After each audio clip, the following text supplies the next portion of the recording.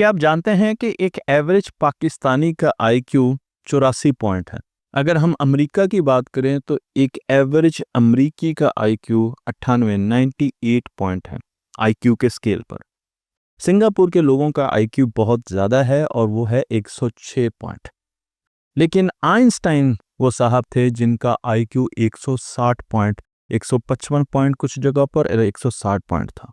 160 point के साथ उन्होंने ऑप्टिक्स के बारे में हमें बहुत सी इन्वेंशन दी। उन्होंने ग्रेविटी की थ्योरीज को बनाया, उन्होंने न्यूक्लियर फिजिक्स को भी बहुत ज़्यादा तरक्की दी और उसके साथ साथ क्वांटम मैकेनिक्स में भी उनका काम बहुत ज़्यादा पसंद किया जाता है। सिर्फ 160 पॉइंट के साथ आइंस्टाइन का काम देखकर हम हैरान हो जाते हैं और हम सोचते हैं कि हमारे पास अगर इतनी जहानत हो कि हम 160 को क्रॉस कर सकें तो फिर इंसान क्या क्या कर सकेगा। लेकिन अब हमारे पास एक ऐसी ताकत आ रही है, एक ऐसी स्पीशी आ रही है जिसे आर्टिफिशियल इंटेलिजेंस कहा जाता है।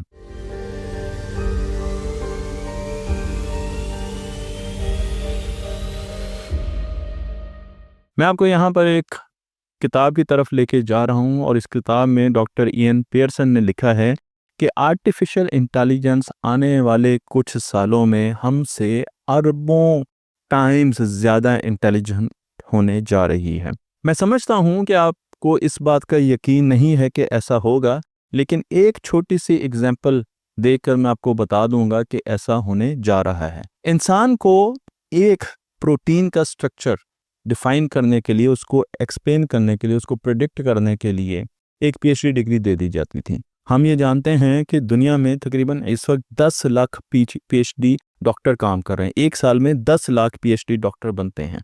अगर इन सब को कहा जाए कि वो एक एक प्रोटीन के स्ट्रक्चर को डिकोड करें, तो अगर हमारी कलेक्टिव विजडम को देखें, पूरी इंसानियत की जहानत को देखें, तो हम एक साल में 10 लाख प्रोटीन के स्ट्रक्चर डिकोड कर सकेंगे। लेकिन फिर आता है एक सॉफ्टवेयर जिसे बनाया है गूगल डीप माइंड ने, जिसका नाम है अल्फाफोल्ड। और अल्फाफोल्ड ने एक साल में 200 मिलियन प्रोटीन का स्ट्रक्चर डिकोड कर दिया। 20 करोड़ प्रोटीन्स का स्ट्रक्चर डिकोड कर दिया। इंसान पूरे साल में मिल के कोलैबोरेशन के साथ 10 लाख प्रोटीन के स्ट्रक्चर को डिकोड कर सकते हैं इस वक्त। और इस सॉफ्टवेयर ने एक साल में 20 करोड़ प्रोटीन के स्ट्रक्चर को डिकोड कर दिया। तो अब आप देख लीजिए कि इस पर्टिकुलर हिस्से में, इस जगह पर इसकी जहानत कितनी है। हाँ, ये बात बिल्कुल ठीक है कि अभी आर्टिफिशियल इंटेलिजेंस कुछ जगहों पर और कुछ कॉर्नर्स पर तो बहुत अच्छी तरीके से काम कर रही है, लेकिन उसमें इंसान की तरह जनरल इंटेलिजेंस नहीं है। मैं आपको लेकर चलता हूँ साइंटिफिक अमेरिकन के 2023 के एक एडिशन की तरफ। 2023 में चैट जीपीटी नया आया था और उसकी कैलकुलेशन के मुताबिक जब चैट जीपीटी तकरीबन 6 महीने गुजार चुका था तो उसका जो वोकैबुलरी का आईक्यू था वो 155 था और लॉजिकल आईक्यू 130 था। कई चीज़ों पर चैट जीपीटी का आईक्यू बहुत ही कम था, लेकिन अब चैट जीपीटी और बाकी मॉडल्स जो लार्ज लैंग्वेज मॉडल हैं वो बहुत ज़्यादा तरक्की कर चुके हैं। मैं आपको ये भी बताता चलूँ कि दुनिया में अब लाखों लोग इन मॉडल्स के साथ इंटरेक्ट कर रहे हैं। 2024 में 10 लाख से ज़्यादा लोगों ने काफ़ी देर तक इन मॉडल्स के साथ इंटरेक्ट किया और ये मॉडल अब आगे बढ़ते जा रहे हैं, हमसे सीखते जा रहे हैं। जो चीज़ें हमारे अंदर हैं वो भी इनमें आ जाएंगी। और ये एक मुख्तलिफ मौजू है, लेकिन जो जंगें हम कर रहे हैं और जिस किस्म के बहाने बनाकर हम जंगें कर रहे हैं, तो आर्टिफिशियल इंटेलिजेंस वो सीख रही है।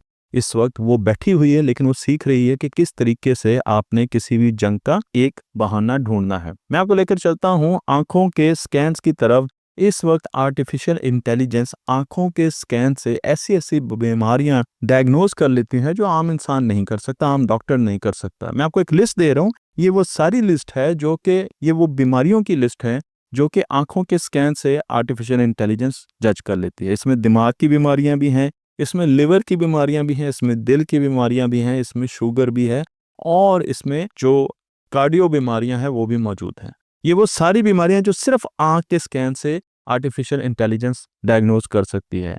सैम ऑल्टमैन ये कहते हैं कि जो तरक्की की, लर्निंग की कैपेसिटी है आर्टिफिशियल इंटेलिजेंस की, जो प्रोग्रेस करने की कैपेसिटी है आर्टिफिशियल इंटेलिजेंस की, वो 300% साल में बढ़ जाती है। इसका मतलब ये है कि अगर मैं सिर्फ 3% साल में 3% अगर मैं कहूँ कि बढ़ जाती है तो ये एक्सपोनेंशियल कर्व है, और अगर 300% कहा जाए तो ये बहुत रैपिड एक्सपोनेंशियल कर्व है। इसका मतलब ये है कि दूसरे साल आर्टिफिशियल इंटेलिजेंस 16 गुना ज़्यादा इंटेलिजेंट हो चुकी होगी, तीसरे साल 64 गुना ज़्यादा इंटेलिजेंट हो चुकी होगी, और इस तरीके से आर्टिफिशियल इंटेलिजेंस बढ़ती जा रही है। गूगल डीप माइंड के एक और सॉफ्टवेयर की तरफ मैं आपको लेकर चलूंगा जो कि ब्रेस्ट कैंसर को डिटेक्ट करता है, और अब इसके रिजल्ट मुतवातिर डॉक्टरों से बेहतर आ रहे हैं। स्कैन्स को देखकर ये बड़ी जल्दी, इवन अभी वो कैंसर इस्टेब्लिश नहीं हुआ होता है, उसे 3 साल पहले डायग्नोज कर लेता है कि इस मरीज को 3 सालों के बाद कैंसर हो सकता है। चाइना के और अमेरिका के कुछ शहर अब स्मार्ट सिटी बनने जा रहे हैं, और उनका ट्रैफिक कंट्रोल सिस्टम,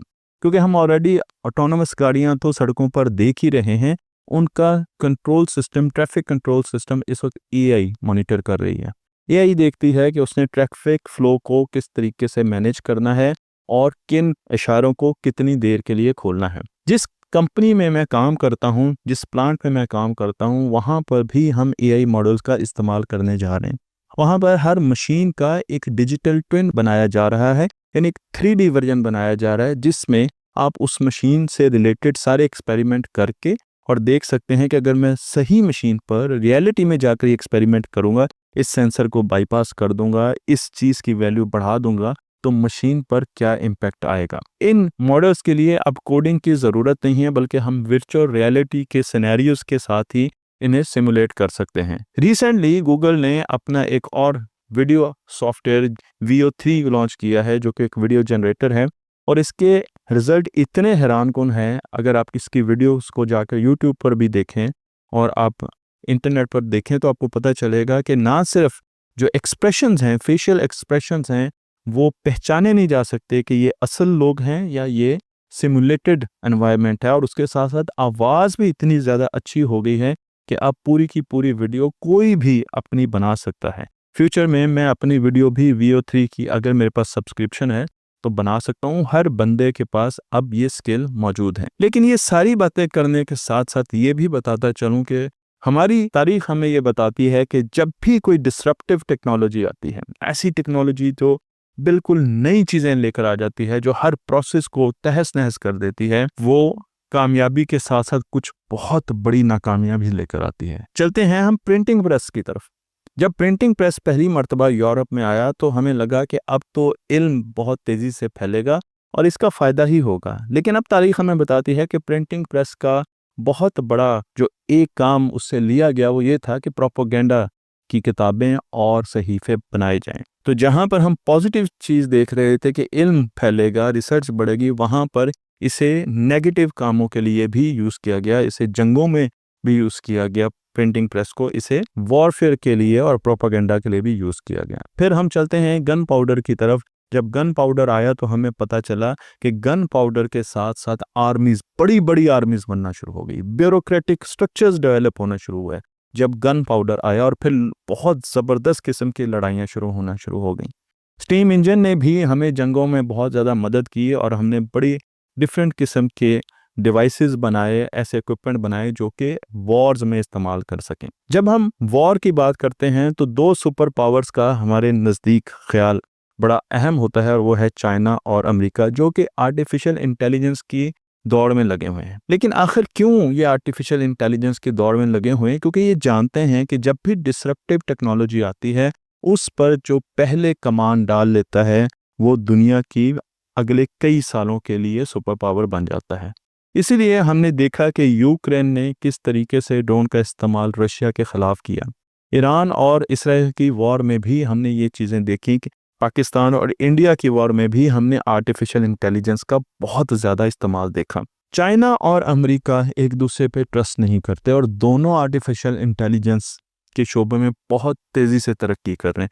चाइना का बजट बहुत कम है, जबकि अमेरिका का बजट बहुत ज़्यादा है। लेकिन होगा क्या? मैं आपको एक सिनेरियो की तरफ लेके चलता हूं, जो कि प्रिजनर्स डायलेमा कहा जाता है, जिसमें दो प्रिजनर्स हैं, दो कैदी हैं जिन्होंने कैद से निकलना है। ये डायलेमा ये कहता है कि अगर ये दोनों इकट्ठे मिलकर काम करें तो 1 साल में कैद से बाहर निकल सकते हैं। लेकिन अगर ये दोनों एक दूसरे पे ट्रस्ट नहीं करते और ये इकट्ठे काम नहीं कर सकते, तो ये दोनों एक दूसरे को धोखा देंगे और अपना अपना काम करेंगे और फिर ये 5 साल के बाद बाहर निकल सकते हैं। लेकिन जो तीसरा केस है वो बहुत ही ज़्यादा परेशान-कुन है, जिसमें एक कैदी दूसरे पर एतमाद करता है, ट्रस्ट करता है और उससे कोलैबोरेट करता है, जबकि दूसरा कैदी पहले कैदी से झूठ बोल रहा है। और इस कंडीशन में जो पहला कैदी है वो तो बाहर जल्दी निकल जाएगा, लेकिन जो दूसरा कैदी है जो ट्रस्ट कर रहा है उसे 10 साल लगेंगे बाहर निकलने के लिए। अब इन दो कैदियों को रिप्लेस कर दें अमेरिका और चाइना के साथ। ये दोनों डेफिनेटली एक दूसरे के साथ कोलैबोरेट नहीं कर रहे और ना ही करना चाहते हैं। तो ये हमारी दुनिया के जितने भी प्रॉब्लम्स हैं उनका मसला बहुत जल्द नहीं ढूंढ पाएंगे, चाहे वो ग्लोबल वार्मिंग है, चाहे वो मिस इन्फॉर्मेशन है, सोशल मीडिया है, ये वो सारी चीज़ें हैं जिनका इलाज हमें बहुत जल्दी नहीं मिलेगा। ये दोनों एक दूसरे पर इसलिए भी ट्रस्ट नहीं करते क्योंकि इनको पता है कि अगर मैंने ट्रस्ट किया और दूसरे ने ट्रस्ट ना किया तो फिर मुझे दुगना टाइम चाहिए होगा उस तक पहुंचने के लिए, इस रेस में आगे रहने के लिए। इसलिए ये दोनों इस वक्त प्रिजनर्स डायलेमा का शिकार हैं और एक दूसरे पर ट्रस्ट नहीं कर रहे और अपनी अपनी जगह पर आर्टिफिशियल इंटेलिजेंस की चीज़ें बना रहे हैं। हम यहाँ पर पहले ही बात कर चुके हैं कि आर्टिफिशियल इंटेलिजेंस का लर्निंग रेट कितना ज़्यादा है। इवन जेफरी हिंटन ये कहते हैं कि आर्टिफिशियल इंटेलिजेंस एक ब्लैक बॉक्स है जिसके अंदर लर्निंग कैसे हो रही है मुझे नहीं मालूम, और कितनी रफ्तार के साथ वो लर्निंग कर रहा है मुझे नहीं मालूम, और उसका जो डेटा सारा आ रहा है वो इंसानों से आ रहा है। तो इंसानों की जो अच्छी चीज़ें हैं उसके साथ साथ वो इंसानों की बुरे पैटर्न्स को भी पढ़ रहा है, और कितनी रफ्तार से पढ़ रहा है मुझे नहीं मालूम। तो हमारे लिए ये एक बहुत बड़ा अलमिया है, और इस रेस में चाइना इस वक्त बहुत ज़्यादा न्यूक्लियर रिएक्टर्स बना रहा है क्योंकि वो ये जानता है कि एआई को फ्यूचर में बहुत ज़्यादा एनर्जी की ज़रूरत होगी। बड़े बड़े डाटा सेंटर्स चाहिए उसे, बड़े बड़े सुपर कंप्यूटर्स चाहिए, और वो एनर्जी के बगैर नहीं चल सकते। चाइना गोया के चिप मैन्युफैक्चरिंग में पीछे है। हालांकि आर्टिफिशियल इंटेलिजेंस में चिप मैन्युफैक्चरिंग की भी बहुत ज़्यादा अहमियत है, लेकिन इसमें चाइना अभी अमेरिका से बहुत पीछे है। लेकिन वो इस पर कोशिश कर रहा है कि वो चिप मैन्युफैक्चरिंग में भी आगे है। लेकिन चाइना का ज़्यादा फोकस इस वक्त ये है, उसने पिछले 10 सालों में 27 न्यूक्लियर रिएक्टर्स लगाए हैं अपने मुल्क में। अमेरिका की स्ट्रेटजी थोड़ी सी डिफरेंट है, वो चिप मैन्युफैक्चरिंग में बहुत आगे है। आपको पता है कि उसके साथ ताइवान की बहुत सी कंपनियां हैं, उसके साथ एनवीडिया है जो कि नई नई चिप्स बना रहे हैं। लेकिन अमेरिका एनर्जी में बहुत पीछे है। अमेरिका ने पिछले 10 सालों में सिर्फ 2 न्यूक्लियर रिएक्टर लगाए हैं। तो इसका मतलब ये है कि चिप मेकिंग में तो अमेरिका बहुत आगे है, लेकिन जब एआई के लिए उसे एनर्जी की ज़रूरत होगी तो वहाँ पर अमेरिका के लिए बॉटलनेक होगी। मैं आपको लेकर चलता हूँ डेविड सैक्स की तरफ, जो कि बिजनेसमैन हैं, इन्वेंटर हैं, एंटरप्रेन्योर हैं, बहुत सी किताबें लिखी हैं, और वो ये कहते हैं कि चाइना अमेरिका से सिर्फ 6 महीने पीछे है। अगर आप चाइना का बजट देखें और अमेरिका का एआई का बजट देखें तो बहुत ज़्यादा फ़र्क है। लेकिन चाइना बड़ी तेज़ी से अमेरिका के साथ बढ़ता जा रहा है, और चाइना का अब ज़्यादा फोकस है कि वो क्वांटम कंप्यूटिंग की तरफ जाए, क्योंकि उसे पता है कि वो चिप डिज़ाइनिंग में पीछे है। अगर वो क्वांटम कंप्यूटर बना लेता है, वो क्वांटम चिप्स बनाना शुरू कर देता है, तो वो इस कमी को पूरा कर सकता है। और जब क्वांटम कंप्यूटिंग आएगी, एआई एकदम एक इतना बड़ा जंप आएगा जो कि अनइमेजिनेबल जंप है, जिसे मैं इमेजिन नहीं कर सकता कि उस वक्त हमारी दुनिया में, और ये चंद सालों में ही होने जा रहा है, तो हमारी दुनिया में क्या चेंजेस आएंगे। मैं आपको अभी रिसेंट की खबर देता हूं कि इस वक्त जब मैं ये वीडियो बना रहा हूं तो चाइना ने आरएसए एन्क्रिप्शन को डिकोड करने की उन्होंने क्लेम किया है। गोया कि दुनिया अभी इसे क्लेम नहीं मान रही, लेकिन ये एक बहुत बड़ी डेवलपमेंट है कि उन्होंने कहा है कि हमने क्वांटम कंप्यूटर के ज़रिए आरएसए कोड को, जिसमें 22 बिट का कोड शायद उन्होंने फैक्टराइज किया है, उसे हम आगे डिकोड करने जा रहे हैं। तो चाइना और अमेरिका एआई के साथ साथ बहुत ज़्यादा सीरियस हैं, लेकिन इसमें हमारे लिए भी बहुत सबक हैं कि हम भी एआई की तरफ जाएं, हम अपने मुल्क में आर्टिफिशियल इंटेलिजेंस की तरफ जाएं, और साथ साथ दुनिया के लिए एक लेसन ये है कि इसे किसी रूल्स एंड रेगुलेशन के अंडर आना चाहिए, वरना बिल्कुल वैसे ही काम होने जा रहा है जिस तरह हमने न्यूक्लियर वेपन्स डेवलप किए और अब हम एआई वेपन्स डेवलप करने जा रहे हैं। मुझे उम्मीद है ये वीडियो आपको पसंद आई होगी। तख्ते ऑनलाइन को लाइक कीजिए, शेयर कीजिए और इस इल्म को दूसरों तक पहुंचाते रहिए।